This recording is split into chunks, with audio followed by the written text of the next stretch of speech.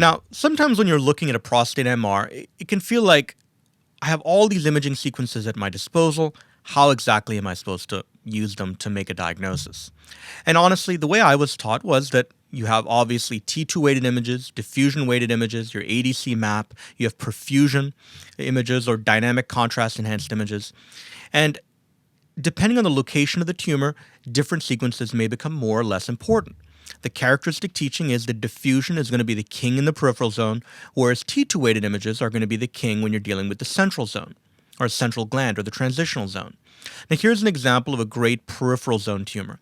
You can see on the T2 weighted images that there's a discrete T2 hypointense mass in the right aspect of the peripheral zone. It's actually abutting the capsule, maybe causing subtle bulging of the capsule at that site.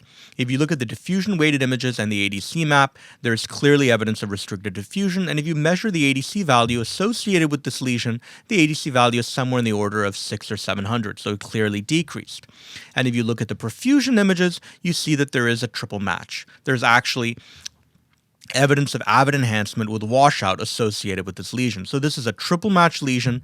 This is a PIRADS 5 lesion in the sense that it's more than 2 centimeters, it has restricted diffusion, it's T2 hypointense, and it shows evidence of washout kinetics. So this is a great example of a prostate cancer that was actually path proven, and this turned out to be a Gleason 8.